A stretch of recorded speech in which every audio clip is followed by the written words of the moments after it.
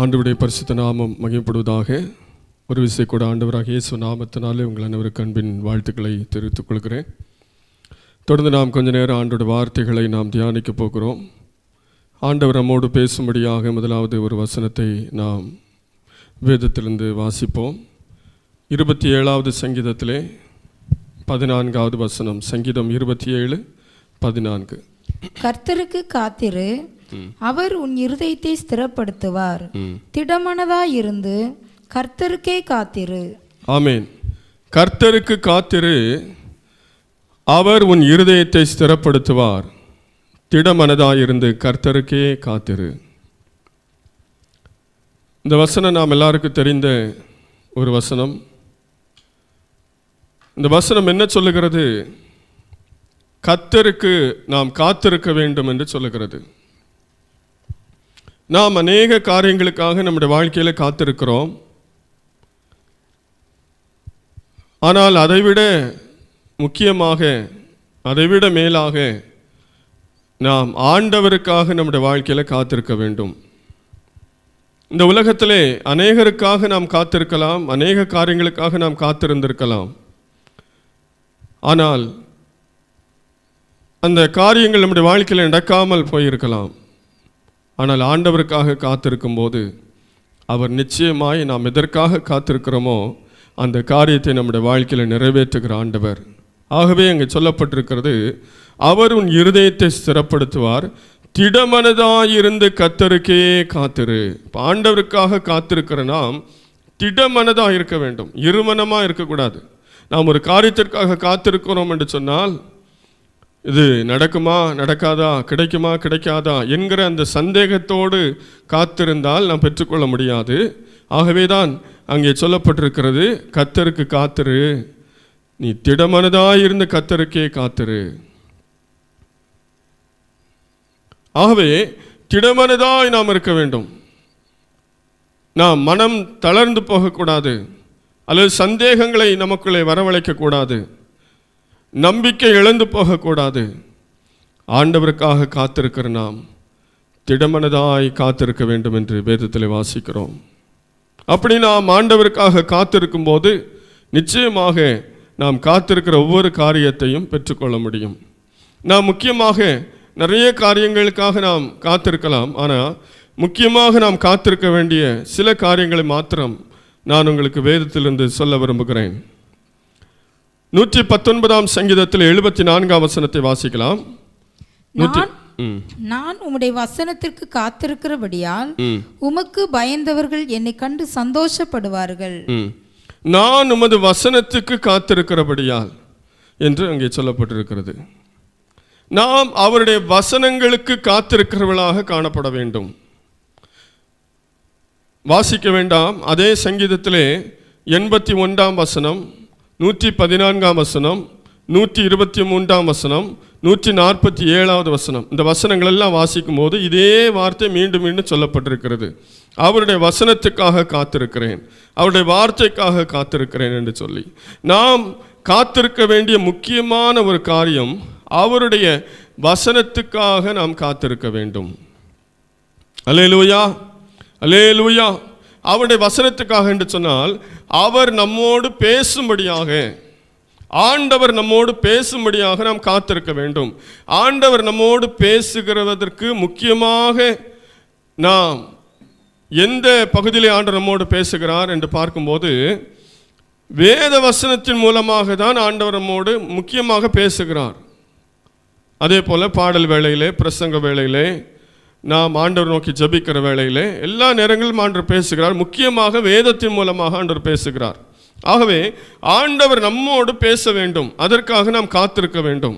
இன்றும் அநேகர் நாம் வேதத்தை எப்படி வாசிக்கிறோம், நான் அடிக்கடி சொல்லியிருக்கிறேன், நாம் வேதத்தை அவசரமாக வாசிக்கும் போது ஆண்டவர் நம்மோடு பேசவே முடியாது.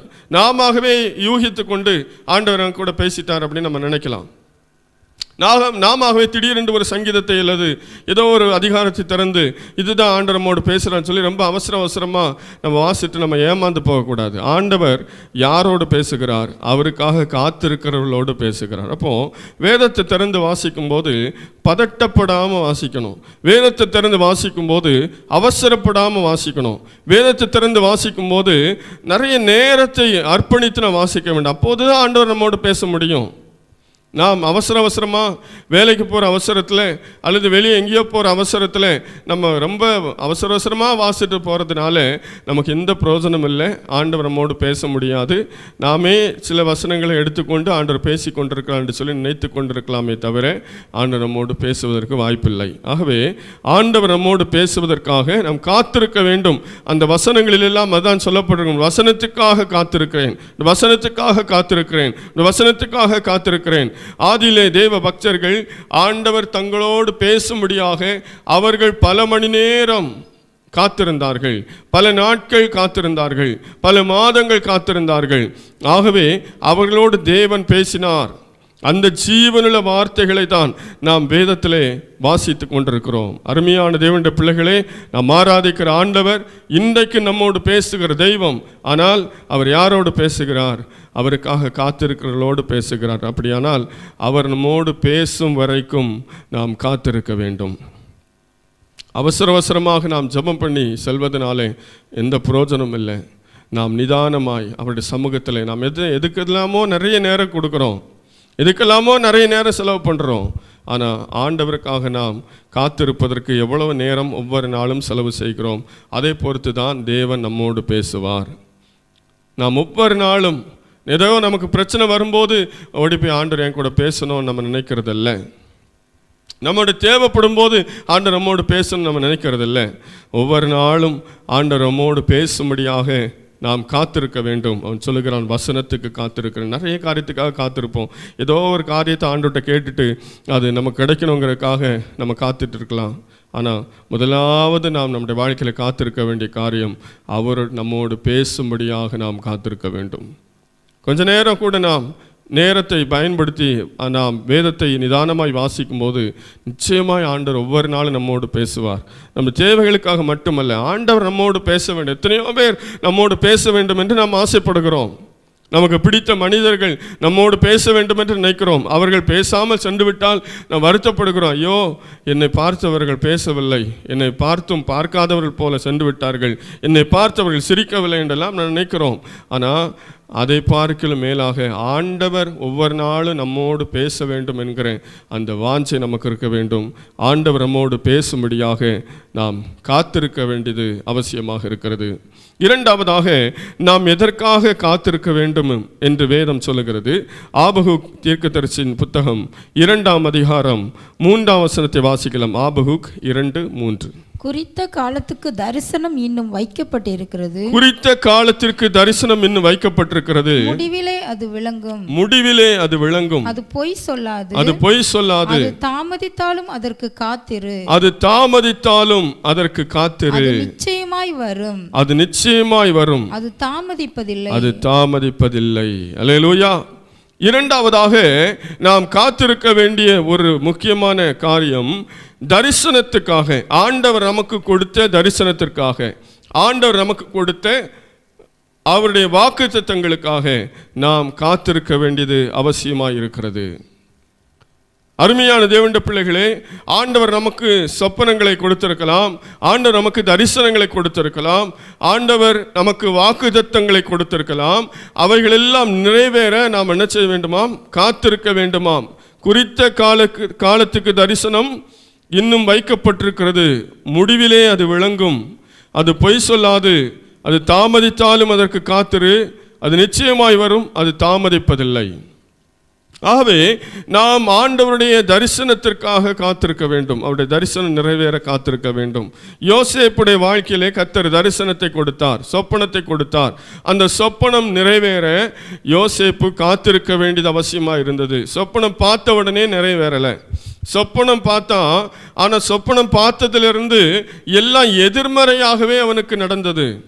அவ்வளவு நாளும் நேசித்த அவனுடைய தகப்பன் கூட கோபப்படும் அளவுக்கு மாறினது. அவனுடைய சகோதரர்கள் அவனை பகைத்தார்கள் என்று பார்க்கிறோம் இந்த சொப்பனத்தின் நிமித்தமாக.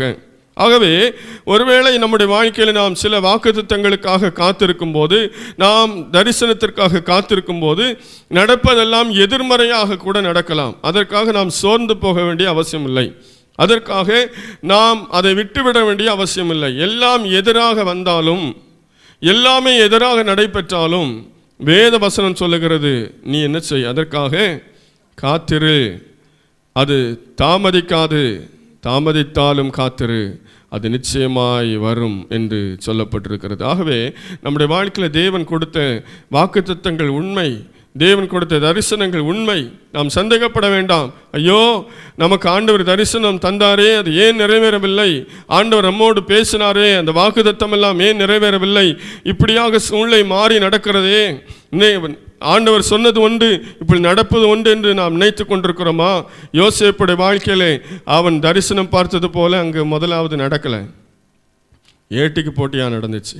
ஆனாலும் அவன் ஆண்டவரை விட்டு விலகலை, அவன் நம்பிக்கையை விட்டுறலை, தன்னுடைய பரிசுத்தத்தை விட்டு விடவில்லை, ஆண்டவரோடு உள்ள உறவை அவன் விட்டு விடவில்லை. கர்த்தர் யோசேப்போடே இருந்தார் என்று வேதத்தில் வாசிக்கிறோம். அவன் அதற்காக காத்திருந்தான். குறித்த காலம் வந்தபோது அந்த தரிசனம் மிக அருமையாக நிறைவேறினது. அருமையான தேவனுடைய பிள்ளைகளே, நம்முடைய வாழ்க்கையில் நாம் ஆண்டவருடைய வாக்குத்தத்தங்களுக்காகவும் அவருடைய தரிசனங்களுக்காகவும் அவருடைய தீர்க்க தரிசனங்களுக்காகவும் நாம் காத்திருக்க வேண்டியது அவசியமாக இருக்கிறது. நிச்சயமாய் அது வரும், நிச்சயமாய் அது வரும். அது பொய் சொல்லாது. ஆண்டவர் ஒரு நாளும் பொய் சொல்ல மாட்டார். ஆண்டவர் ஒரு நாளும் மனமாற மாட்டார். அவர் சொன்னதை நிச்சயமாய் நிறைவேற்றுவார். அருமையான தேவனுடைய பிள்ளையே, ஆண்டவர் மறந்து விட்டார் என்று நினைக்கிறாயோ? ஆண்டவர் மனம் மாறிவிட்டார் என்று நினைக்கிறாயோ? ஆபிரகாமுக்கு தேவன் சொன்ன வாக்குத்தத்தங்களை தலைமுறைகள் கடந்து போன போதும் ஆண்டவர் அதை நிறைவேற்றினார் என்று வேதத்தில் நாம் வாசிக்கிறோமே. தேவ ஜனங்கள், ஆபிரகாமின் சந்ததியார் தங்கள் வாழ்க்கையில் உண்மையில்லாத போதும் கூட ஆண்டவர் தம்முடைய வாக்குத்தத்தத்தை நிறைவேற்றுவதில் உண்மையுள்ளவராய் இருந்தாரே. ஆகவே அவருடைய வாக்குத்தத்தங்களும் தரிசனங்களும், அவர் நமக்கு சொன்ன தீர்க்க தரிசனங்களும் ஒன்றும் தரையிலே விழாது, எல்லாம் நிச்சயமாய் நிறைவேறும். ஆனால் அது வரைக்கும் நாம் காத்திருக்க வேண்டியது அவசியமாக இருக்கிறது. மூன்றாவதாக நாம் முக்கியமாக காத்திருக்க வேண்டிய ஒரு காரியம் உண்டு.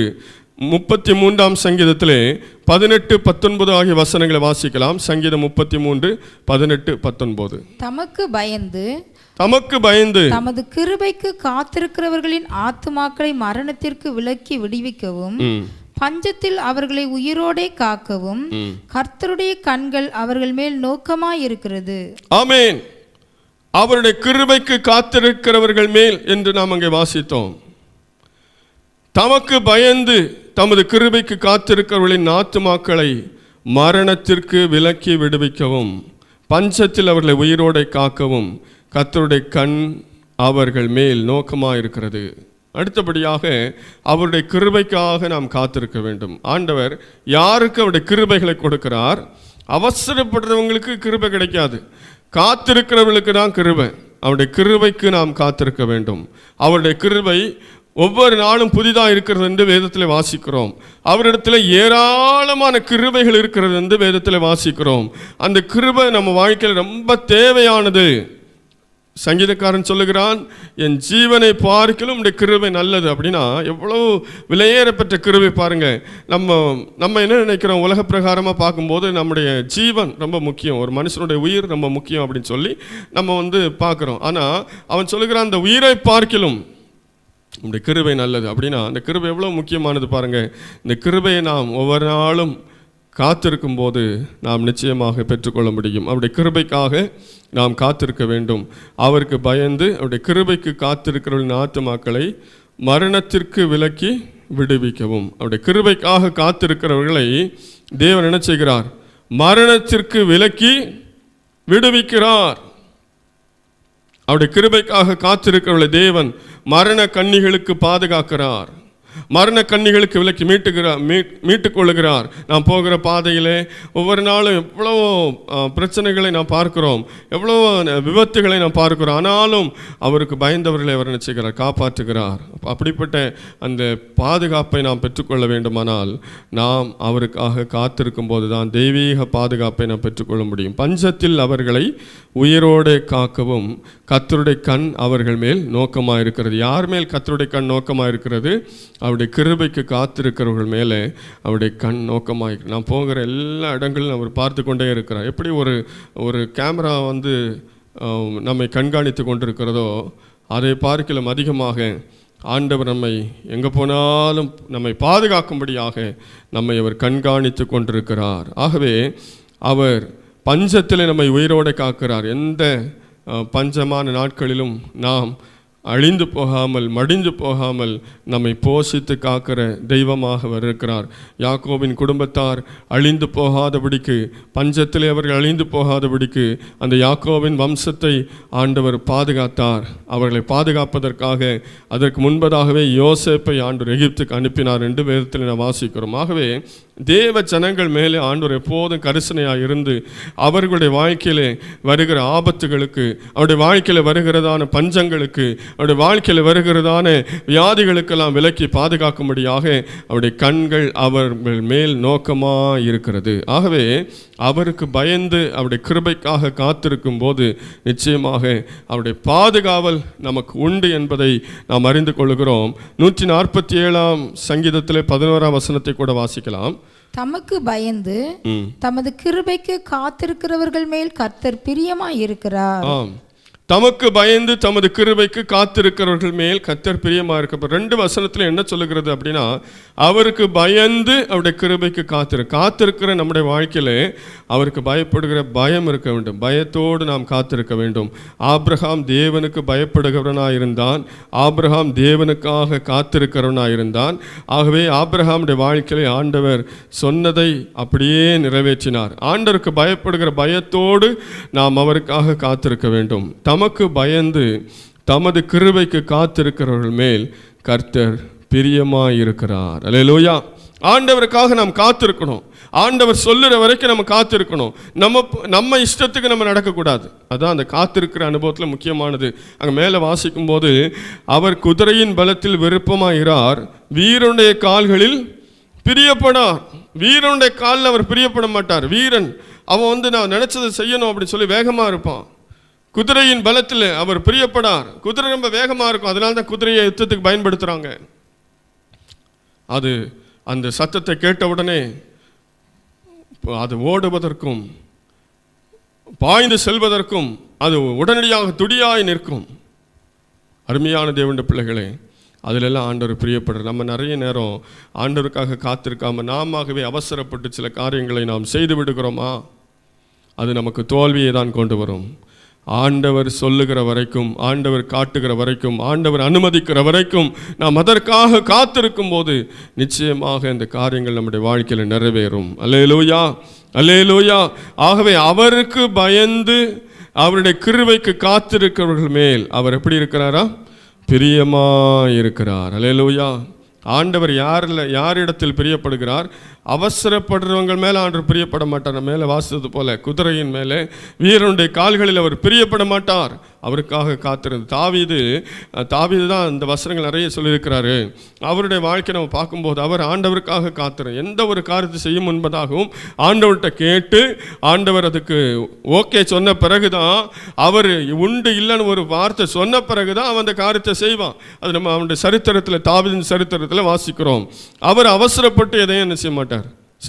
ஆகவே தான் தாவீது போன இடத்துல எல்லாம் வெற்றி பெற்றான். ஆகவே அவன் அவருக்காக காத்திருக்கிற ஒரு மனுஷனாக இருந்தான்.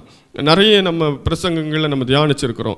அவனுடைய அந்த ஒவ்வொரு காரியமும் அவனாக அவசரப்பட்டு செய்யலை. அவனோடு இருந்த மனிதர்கள், கடந்த வாரத்தில் கூட நம்ம தியானித்தோம், அவனோடு கூட இருந்த மனிதர்கள் கூட சொன்னாங்க, இதுதான் கர்த்தர் உண்டு பண்ணின நாள் என்று சொல்லி அவனை அவசரப்படுத்துனாங்க. ஆனால் அவன் நிதானமாக இருந்தான். இல்லை, ஆண்டவர் செய்வார். ஆண்டவர் சொல்லும் போது பார்த்துக்கலாம். ஆண்டவர் அந்த நேரத்தை வைத்திருக்கிறார். ஆண்டவர் அந்த காலத்தை வைத்திருக்கிறான் என்று சொல்லி ஆண்டவருக்காக அவன் காத்திருந்தான். ஒவ்வொரு காரியத்திற்காகவும் காத்திருந்தான். அவன் அவசரப்பட்டு இதுதான் சரியான நேரம், எல்லாம் நமக்கு காரியம்லாம் கைகூடி வருதுன்னு சொல்லி அவனே எந்த முடிவும் எடுக்கலை. ஆண்டவருக்காக அவன் ஒவ்வொரு காரியத்திற்காகவும் அவன் காத்திருக்கிற மனுஷனாக இருந்ததுனால தான் தாவீது ஆண்டவருக்கு பிரியமான மனுஷனாக இருந்தான். இங்கே வாசிக்கிறோம், அவருக்கு பயந்தவர் காத்திருக்கிறவர்கள் மேல் கர்த்தர் பிரியமாக இருக்கிறார். தாவீது ஆண்டவருடைய இருதயத்துக்கு ஏற்ற ஒரு மனுஷனாக இருந்ததுக்கு காரணம் அவன் ஆண்டவருக்காக காத்திருக்கிறவனாக இருந்தான். ஆகவே தாவீது மேலே ஆண்டவர் ரொம்ப பிரியமாக இருந்தார்.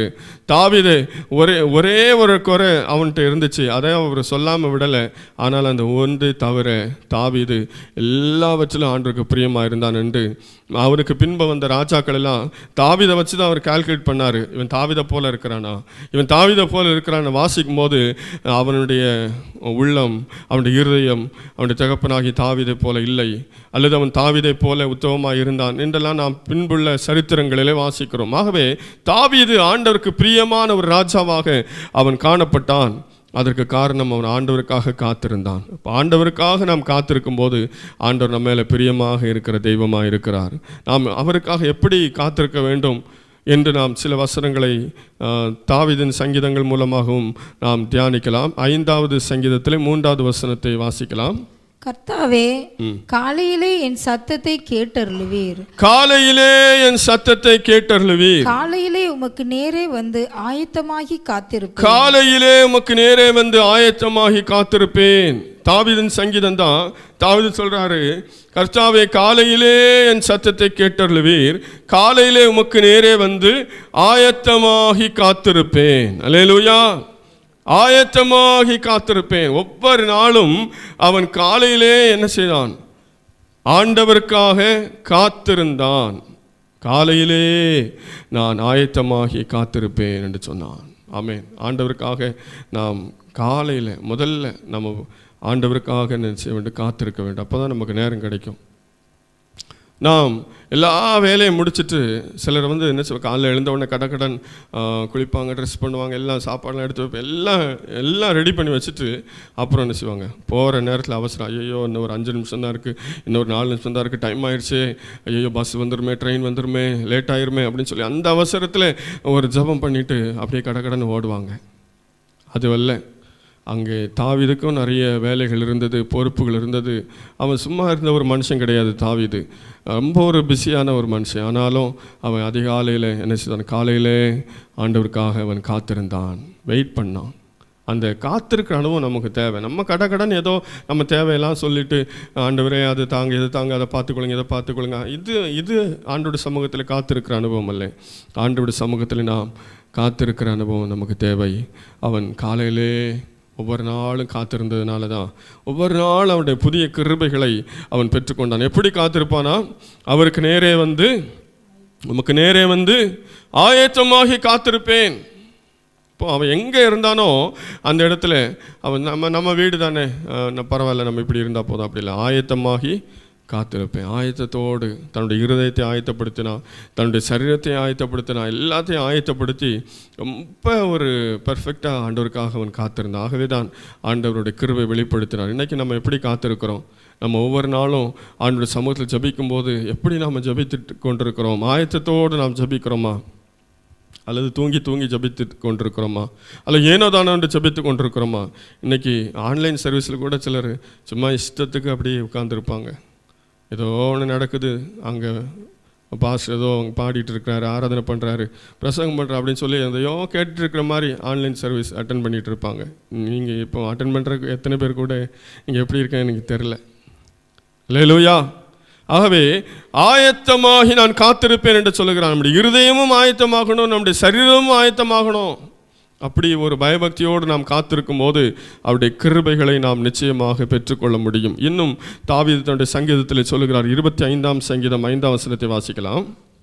உம்முடைய சத்தியத்திலே என்னை நடத்தி என்னை போதித்தருளும். நீரே என் இரட்சிப்பின் தேவன்.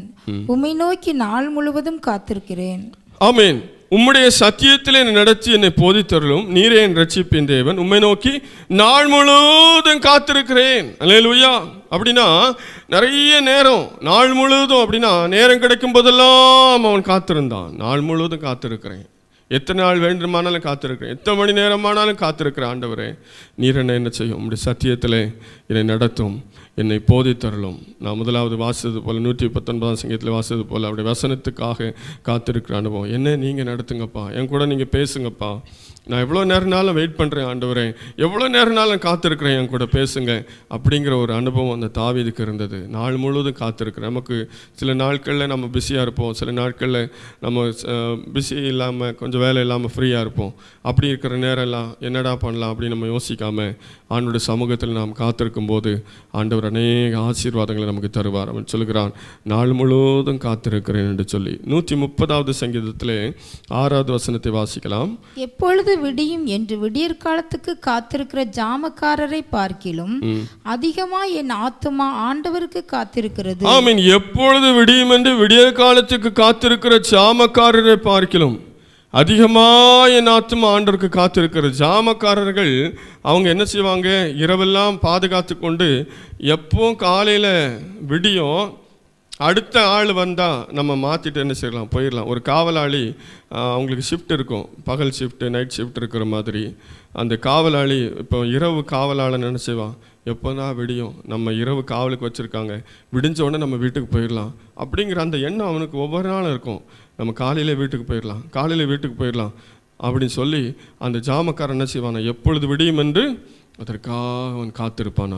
அதே போல் இங்கே சங்கீதத்தில் சொல்லப்படுற அதே போல அதை பார்க்கிலும் என்று சொல்லப்படுற அதை பார்க்கிலும் அதிகமாய் என் ஆத்துமா ஆண்டவருக்காக காத்திரு. ஆண்டவர் எப்போ என் கூட பேசுவார், ஆண்டவர் எப்போ என் கூட உறவாடுவார், ஆண்டவர் எப்போ இந்த காரியத்துக்கு பதில் தருவார், ஆண்டவர் எப்போ இந்த தரிசனத்தை நிறைவேற்றுவார், எப்போ ஆண்டோட பிரசனத்தை நம்ம பார்க்க முடியும், எப்போ அவருடைய மகிமையை பார்க்க முடியும் அப்படிங்கிற ஒரு ஆவலோடு காத்திருக்கிற அனுபவம் நமக்கு தேவை. அந்த ஒரு ஆவல் ஜாமக்காரரை பார்க்கிலும் அதிகமாக என் ஆத்மா காத்திருக்கிறது. அப்படிப்பட்ட ஒரு காத்திருக்கிற அனுபவம் தேவ ஜனங்களுக்கு இருந்தபடினாலே அவர்கள் நமக்கு சாட்சிகளாக இங்கே மாறி இருக்கிறார்கள். அருமையான தேவனுடைய பிள்ளைகளே, நாமும் மற்றவர்களுக்கு சாட்சிகளாக மாற வேண்டுமானால் நாமும் ஆண்டவருக்காக நாம் நாளெல்லாம் காத்திருப்போம், அதிகாலையில் காத்திருப்போம், வாஞ்சியோடு தாகத்தோடு நாம் காத்திருப்போம். அப்பொழுது நிச்சயமாக அவருடைய கிருபைகளை நாம் பெற்றுக்கொள்ள முடியும். அங்கே நாம் 33ஆம் சங்கீதத்தில் வாசித்தது போல அவருடைய பாதுகாப்பை பெற்றுக்கொள்ள முடியும். நாம் 147ஆம் வசனத்தில் 47ஆம் சங்கீதத்தில் வாசித்தது போல அவருக்கு பிரியமானவர்களாக நாம் மாற முடியும். ஆகவே ஆண்டவருக்காக நாம் ஒவ்வொரு நாளும் காத்திருப்போம். இன்னும் சில வசனங்களை நாம் வேதத்திலிருந்து வாசித்து தியானிக்க போகிறோம். ஆண்டவருக்காக காத்திருக்கிறவர்களுக்கு ஆண்டவர் என்னென்ன ஆசீர்வாதங்களை வைத்திருக்கிறார் என்று சொல்லி 37ஆம் சங்கீதத்திலே 34ஆம் வசனத்தை வாசிக்கலாம். சங்கீதம் 37:34. நீ கர்த்தருக்கு காத்திருந்து அவருடைய வழியை கைக்கொள், அப்பொழுது நீ பூமியை சுதந்தரித்துக் கொள்வதற்கு அவர் உன்னை உயர்த்துவார். நீ கர்த்தருக்கு காத்திருந்து அவருடைய வழியை கைக்கொள், அப்பொழுது நீ பூமியை சுதந்தரித்துக் கொள்வதற்கு அவர் உன்னை உயர்த்துவார். அல்லேலூயா. இங்கே நான் வாசிக்கும் போது நாம் ஆண்டவருக்காக காத்திருக்கும் பொழுது அவர் பூமியை சுதந்தரித்துக் கொள்வதற்கு நம்ம என்ன செய்வாராம்? உயர்த்துவாராம். பூமிக்குரிய ஆசீர்வாதங்களை நம்முடைய வாழ்க்கையில் நாம் சுதந்தரித்துக் கொள்ள வேண்டுமானால் கர்த்தருக்காக நாம் காத்திருக்க வேண்டும். கர்த்தருக்காக யார் காத்திருக்கிறார்களோ அவர்கள் பூமியை சுதந்தரித்துக் கொள்வார்கள் என்று இந்த சங்கீதத்திலே 2-3 இடத்துல நான் வாசிக்க முடியும். 7ஆம் வசனத்தில் கூட நான் வாசிக்க முடியும். கர்த்தரை நோக்கி அமர்ந்து அவருக்கு காத்திரு, காரிய சித்தமுள்ளவன் மேலும் தீவினை செய்கிற மனுஷன் மேலும் எரிச்சல் ஆகாதே என்று அங்கே சொல்லப்பட்டிருக்கிறது. அங்கே 2-3 வசனங்களிலே அவருக்காக காத்திருக்கும் போது அவர் நமக்கு பூமியை சுதந்தரிக்க கிருபை செய்வார் என்று நாம் அங்கே பார்க்க முடியும். ஆகவே அவருக்காக காத்திருக்க 9ஆம் வசனத்தில் வாசிக்கிறோம், பொல்லாதவர்கள் அறுப்புண்டு போவார்கள், கர்த்தருக்கு காத்திருக்கிறவர்களோ பூமியை சுதந்தரித்துக் கொள்வார்கள். ஆகவே ஆண்டவருக்காக நாம் காத்திருக்கும் போது நாம் பூமிக்குரிய ஆசீர்வாதங்களை சுதந்தரித்துக் கொள்வோம். அதற்கு ஏற்ற விதத்தில் நம்மை அவர் உயர்த்துவாராம். ஆண்டவருக்காக காத்திருக்கிறவர்களை அவர் உயர்த்துகிறார், பூமிக்குரிய ஆசீர்வாதங்களை சுதந்தரித்துக் கொள்ளச் செய்கிறார். ஆகவே நாம் பூமிக்குரிய ஆசீர்வாதங்களை சுதந்தரிப்பதற்கு நிறைய முயற்சிகள் எடுக்கிறோம், நிறைய பிரயாசப்படுறோம், ஓடுறோம், உழைக்கிறோம், எல்லாம் செய்கிறோம். ஆனால் அதை எல்லாவற்றுக்கும் மேலாக ஆண்டவருக்காக நாம் காத்திருக்கும் போது அவர் நமக்கு பூமியை சுதந்தரித்து கொள்ளும் ஆசீர்வாதத்தை தருவார், பூமிக்குரிய நன்மைகளினால் நம்ம நிரப்புவார் என்று வேதத்திலே பல இடத்திலே நாம் வாசிக்கிறோம். இந்த சங்கீதங்களிலும் ஆண்டவர் மிக அருமையாக சொல்லியிருக்கிறதை நாம் பார்க்க முடியும். இரண்டாவதாக, நாம் அவருக்காக காத்திருக்கும் போது நமக்கு என்ன கிடைக்கிறது? ஏசாயாவின் தீர்க்கதரிசன புத்தகம் 40வது அதிகாரம் 31வது வசனம். ஏசாயா 40:31. கர்த்தருக்கு காத்திருக்கிறவர்களோ புது பலன் அடைந்து, கர்த்தருக்கு காத்திருக்கிறவர்களோ புது பலன் அடைந்து கழுகுகளைப் போல செட்டைகளை அடித்து எழும்புவார்கள். கழுகுகளைப் போல செட்டைகளை அடித்து எழும்புவார்கள். அவர்கள் ஓடினாலும் இளைப்படையார்கள். அவர்கள் ஓடினாலும் இளைப்படையார்கள். நடந்தாலும் சோர்ந்து போகார்கள். நடந்தாலும் சோர்ந்து போகார்கள். அல்லேலூயா. கர்த்தருக்கு காத்திருக்கிறவர்களோ புது பலன் அடைந்து என்று வாசிக்கிறோம். புது பலனை தருகிறார். கழுகு தன்னுடைய வாழ்நாள் நாட்களிலே அது கொஞ்ச நாள் வாழ்ந்த பிறகு அதனுடைய பலனெல்லாம் குண்டி போகும். அதனுடைய இறகுகளெல்லாம் பறக்க முடியாத அளவுக்கு மாறிவிடும். அலகுகளெல்லாம் அது பழையதாகிவிடும். ஆகவே அதை எல்லாவற்றையும் அது களைந்து விட்டு மீண்டும் புதிதாக இறகுகள் முளைப்பதற்கும் அலகுகள் வருவதற்கும் காலில் இருக்கிற நகங்கள் வளர்வதற்கும் அது அநேக நாள் காத்திருக்குமா. இந்த காரியம் நம்ம அடிக்கடி நம்ம தியானிச்சிருக்கோம். நமக்கு தெரியும் கழுகு எப்படி அது காத்திருக்கும் என்று சொல்லி. அப்படி அநேக நாட்களாக அது காத்திருந்து மீண்டும் புதிய இறகுகள், புதிய நகங்கள், புதிய அலகுகள் அதற்கு வளர்ந்து வரும். அது மீண்டும் இளமையான கழுகை போல அது பறந்து எழும்பும் என்று அங்கே வாசிக்கிறோம். கர்த்தருக்கு காத்திருக்கிறவர்களோ புது பலன் அடைந்து கழுகுகளைப் போல செட்டைகளை அடித்து எழும்புவார்கள். அவர்கள் ஓடினாலும் இளைப்படையார்கள், நடந்தாலும் சோர்ந்து போகார்கள். அல்லேலூயா. நம்முடைய ஆவிக்குரிய ஜீவியத்திலே நாம் அடிக்கடி நம்முடைய பலனை புதுப்பித்து கொள்ள வேண்டியது அவசியமாக இருக்கிறது. சில நேரத்தில் நாம் அப்படியே விட்டோமானால் நம்முடைய ஆவிக்குரிய ஜீவியத்தில் நம்ம சோர்ந்து போயிடுவோம். சில நேரம் நம்ம தெரியாமலே ஆண்டவர்கிட்ட விலகி போயிடுவோம். நம்மளால் ஜபிக்க முடியாத, நம்மால் வேதத்தை வாசிக்க முடியாமல், ஆராதிக்க முடியாமல், இப்படியெல்லாம் மாறிடுவோம். ஆகவே ஆவிக்குரிய ஜீவியத்தில் ஆண்டவர் புது பலனை நமக்கு தருவேன் என்று சொல்லியிருக்கிறார். அந்த புது பலனை பெற்றுக்கொள்வதற்காக நாம் என்ன செய்ய வேண்டும்? ஆண்டோட சமூகத்தில் காத்திருக்க வேண்டும். அடிக்கடி நம்ம ஆவிக்குரிய ஜீவியத்தை செக் பண்ணி பார்க்கணும். நம்ம ஸ்பீடு இப்போ எப்படி இருக்குது? முன்னாடி மாதிரி நம்ம இருக்கிறோமா? அல்லது முன்பை விட நாம் சோர்ந்து விட்டோமா? அல்லது நாம் ஒரு பின்மாற்றமான நிலைமைக்கு போய் கொண்டிருக்கிறோமா? அல்லது ஒரு குளிரான அனுபவத்துக்கு நாம் சென்று கொண்டிருக்கிறோமா? அப்படிலாம் அடிக்கடி நம்ம செக் பண்ணி பார்க்கணும். நம்ம எப்படி இருக்கிறோம்? இப்போ ஆவிக்குரிய ஜீவியத்தில் நம்ம எப்படி இருக்கிறோம்? அதை நாம் சோதித்து பார்த்து அதில் நாம் குறைவுபடும் போது ஆண்டோட சமூகத்தில் காத்திருக்கணும்ப்பா, நான் குறைஞ்சிட்டேப்பா, முன்னாடி மாதிரி நான் இல்லைப்பா, முன்னாடி மாதிரி நான் ஜபிக்க முடியலப்பா, முன்னாடி மாதிரி நான் உண்மை ஆராதிக்க முடியலப்பா, முன்னாடி மாதிரி நாம் நேசிக்க முடியலப்பா, முன்னாடி மாதிரி நமக்காக எதையும் செய்ய முடியலப்பா, ஆண்டவரே எனக்கு புது பலனை தாங்க அப்படின்னு சொல்லி ஆண்டோட சமூகத்தில் நாம் காத்திருக்கும் போது அவர் புதிய பலனை தருகிற. இல்லை நம்ம போயிட்டே இருந்தோம் அப்படின்னு சொன்னால் கடைசியில் நம்ம எல்லா பலனையும் இழந்து போயிடுவோம். ஆகவே புது பலனை கர்த்தர் நமக்கு வைத்திருக்கிறார். அந்த புது பலனை ஆண்டோட சமூகத்தில் காத்திருந்து நாம் பெற்றுக்கொள்ள முடியும். ஆண்டோட சமூகத்தில் காத்திருக்கிறவர்களுக்கு புது பலன் உண்டு. அவருடைய புதிய பலன் நம்மை நிரப்பத்தக்கதாக நாம் ஒவ்வொரு நாளும் ஆண்டோட சமூகத்தில் காத்திருப்போம்.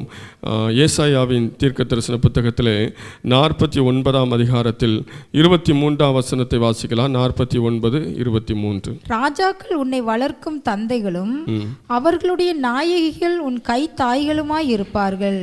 தரையிலே முகங்குப்புற விழுந்து உன்னை பணிந்து உன் கால்களின் தூளை நக்குவார்கள்.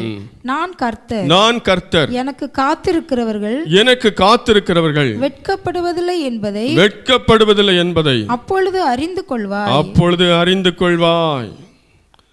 நான் கர்த்தர், எனக்கு காத்திருக்கிறவர்கள் வெட்கப்படுவதில்லை என்று அப்பொழுது அறிந்து கொள்வாய்.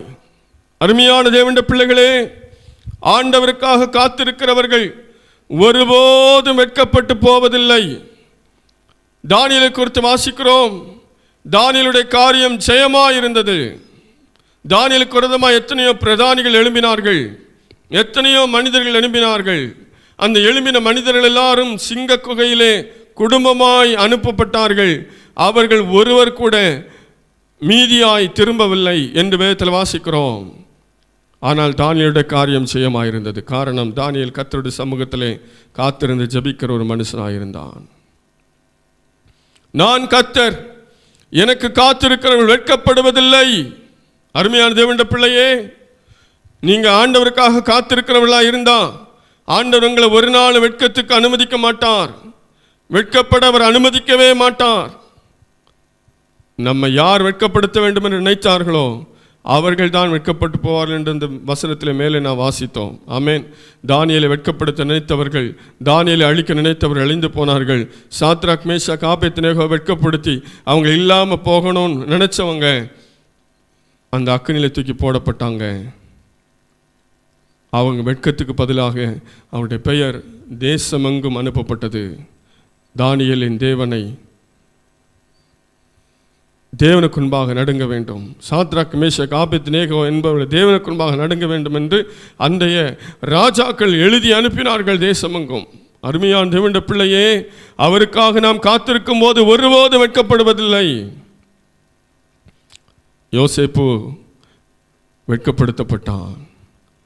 அவனுடைய வாழ்க்கையில் அவன் பொய்யாய் குற்றம் சாட்டப்பட்டு சிறையில் அடைக்கப்பட்டான். என்ன செய்வதென்று தெரியவில்லை. அவனுடைய நீதி அவன் சொல்லி விளக்க முடியவில்லை. விளக்கினாலும் ஏற்றுக்கொள்வாரில்லை.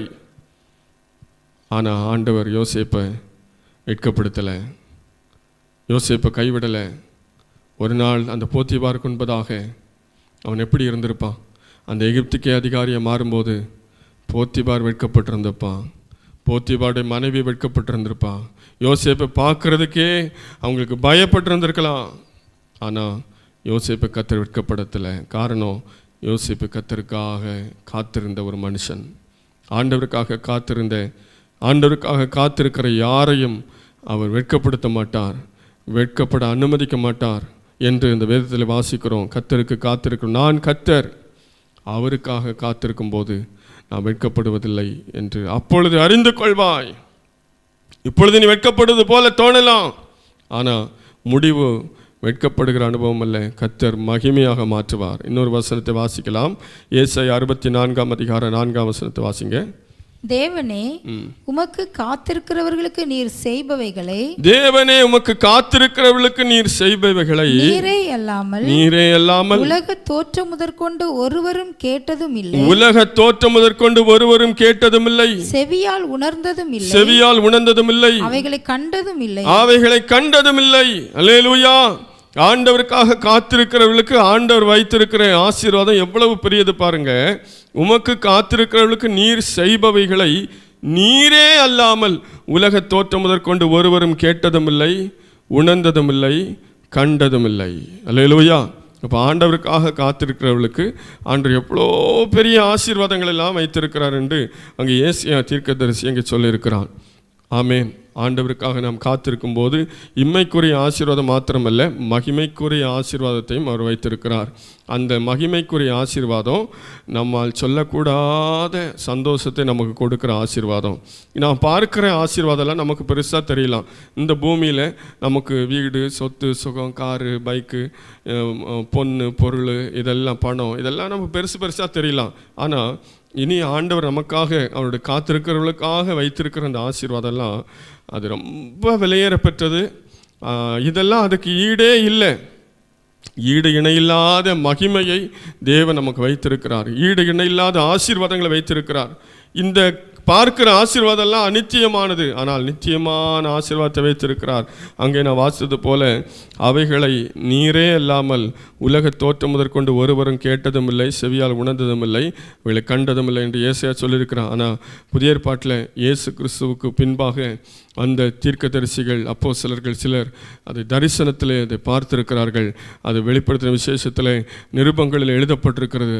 கொஞ்சம் லைட்டாக அவங்க சொல்லியிருக்கிறாங்க. ஆனால் அதெல்லாம் ஒப்பிடப்படத்தக்கவைகள் அல்ல, அதெல்லாம் விளக்கப்படத்தக்கவைகள் அல்ல. அது மகிமையான ஆசீர்வாதங்களை நமக்காக ஆண்டவர் வைத்திருக்கிறார். யாருக்காக? அவருக்காக காத்திருக்கிறவர்களுக்கு. அவருக்காக காத்திருந்தால் என்ன கிடைக்கும்? ஒரு வேலை கிடைக்குமா? அவருக்காக காத்திருந்தால் ஒரு சம்பள உயர்வு கிடைக்குமா? அவருக்காக காத்திருந்தால் வீடு கிடைக்குமா? அவ்வளோதானே அப்படி நம்ம நினைக்கிறோமா? இல்லை, இதெல்லாம் ஒரு நாள் அழிந்து போகும். ஆனால் அழியாத ஆசீர்வாதங்கள் ஏராளம் நமக்காக வைக்கப்பட்டிருக்கிறது. அழிவில்லாத சந்தோஷம் நமக்காக வைக்கப்பட்டிருக்கிறது. இக்காலத்து பாடுகள் இனிவரும் மகிமைக்கு ஒப்பானவைகள் அல்லவே என்று நாம் வேதத்தில் வாசிக்கிறோம். ஆகவே அவ்வளவு பெரிய மகிமையான ஆசீர்வாதங்களை யாருக்காக வைத்திருக்கிறார்? அவருக்காக காத்திருக்கிறவர்களுக்காக. ஆகவே ஒவ்வொரு நாளும் நாம் நம்முடைய நேரத்திலே வீணடிக்காமல் அவருக்காக காத்திருப்போம். கண்களை மூடி அவரை நோக்கி பார்ப்போம். நம்ம ஆண்டவருக்காக காத்திருக்கிறோமா? பைபிளை திறந்து கடகடன்னு வாசிக்கிறோமா? நாம் காலையில் போகும்போது அவசரமாக ஜெபம் பண்ணிட்டு போயிடுறோமா? அப்படின்னா நம்ம பூமிக்குடைய ஆசீர்வாதத்தையும் ஆண்டவரிடத்திலிருந்து பெற்றுக்கொள்ள முடியாது, நித்திய ஆசீர்வாதத்தையும் ஆண்டவரிடத்திலிருந்து பெற்றுக்கொள்ள முடியாது. அவருக்காக காத்திருக்கிறவர்களுக்கு ஏராளமான ஆசீர்வாதங்கள் வைத்திருக்கிறார். அவருக்காக காத்திருக்கிறவங்க யார் முன்னாடி வெக்கப்பட்டு நிற்க வேண்டிய அவசியம் இல்லை, யார் முன்னாடி தலை குனிஞ்சு நிற்க வேண்டிய அவசியம் இல்லை. ஆமென். அவருக்காக காத்திருக்கும் போது தேவன் நம்முடைய தலையை உயர்த்துகிறவர். ஆமென். வெட்கத்துக்கு பதிலாக நம்முடைய முகங்களை பிரகாசிக்க பண்ணுகிற தேவன். அல்லேலூயா. ரிபகன சகன ரபகனமா ரிபிகன சகன ரபகனமா. ஒருவேளை இத்தனை நாட்கள் நம்முடைய வாழ்க்கையில் நம்முடைய நேரங்களெல்லாம் வீணடிச்சிருக்கலாம். நம்ம நேரத்தில் ஆண்டவர் கொடுக்காம வேற எதுக்கோ நம்ம கொடுத்துருந்துருக்கலாம். இன்னைக்கு ஆண்டவர் சமூகத்தில் அர்ப்பணிங்க. அப்பா, என்னை அர்ப்பணிக்கிறேன் ஆண்டவரே, என்னை அர்ப்பணிக்கிறேன் அப்பா, என்னை அர்ப்பணிக்கிறேன் ஆண்டவரே. உமக்காக நான் காத்திருப்பேன்ப்பா, உமக்காக காத்திருப்பேன். அதிகாலையில் காத்திருப்பேன், எனக்கு நேரம் கிடைக்கும் பொழுதெல்லாம் காத்திருப்பேன் ஆண்டவரே. நாளெல்லாம் உடைய பாதத்தில் நான் மறந்திருப்பேன் ஆண்டவரே. அல்லேலூயா. ரிபகன சகன ரபகனமா ரிபிகனமா ரபகன சகன ரபகனமா. அல்லேலூயா, அல்லேலூயா. அவருக்கு காத்திருக்கிறவர்களுக்கு புது பலன் உண்டு. ஆமென். புதிய ஆசீர்வாதம் உண்டு, புதிய கிருபை உண்டு. அவருக்கு காத்திருக்கிறவர்களுக்கு பரலோக சந்தோஷம் உண்டு. ஆமென். அல்லேலூயா. ரிபகனமா ரபகன சகன ரபகனமா ரிபிகனமா. அல்லேலூயா.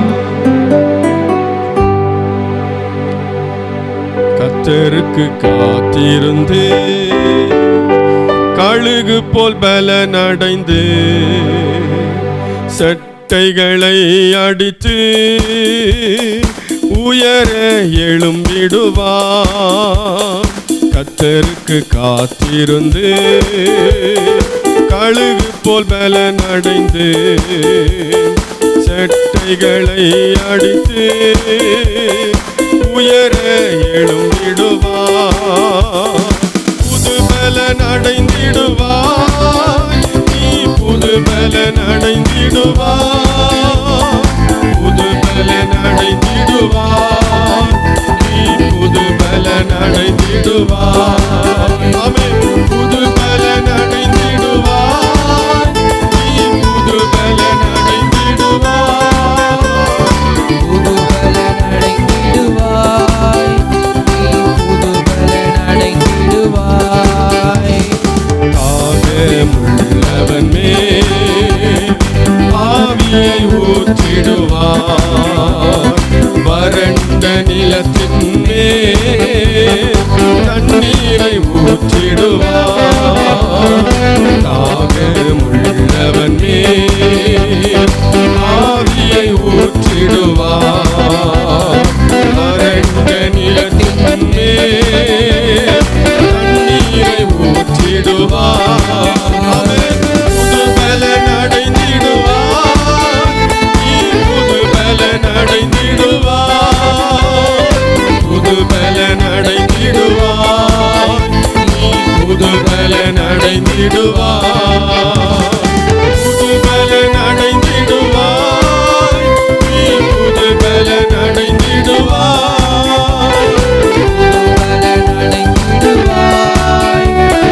புது பலன் அடைந்திடுவாய். கர்த்தரில் பலனடையும் பாக்கியம் பெற்றிடுவாய். பலத்தின் மேல் பலனடைந்து ஆமென் சீயோனுக்கு வருவாய். கர்த்தரில் பலனடையும் ஜெயம் பெற்றிடுவாய். பலத்தின் மேல் பலன் அடைந்து ஹல்லேலூயா சீயோனுக்கு வருவாய். புது பலன் அடைந்திடுவாய், நீ புது பலன் அடைந்திடுவாய். ஹல்லேலூயா புது பலன் அடைந்திடுவாய். புது பலன் அடைந்திடுவாய். ஆமென் ஆமென். புது பலன் அடைந்திடுவாய், நீ புது பலன் அடைந்திடுவாய். புது பலன் அடைந்திடுவாய், நீ புது பலன் அடைந்திடுவாய். கர்த்தருக்கு காத்திருந்து கடுகு போல் பலன் அடைந்து ஆமென் செட்டைகளை அடித்து உயர எழும்பிடுவாய். கர்த்தருக்கு காத்திருந்து கடுகு போல் பலன் அடைந்து செட்டைகளை அடித்து ஆமென்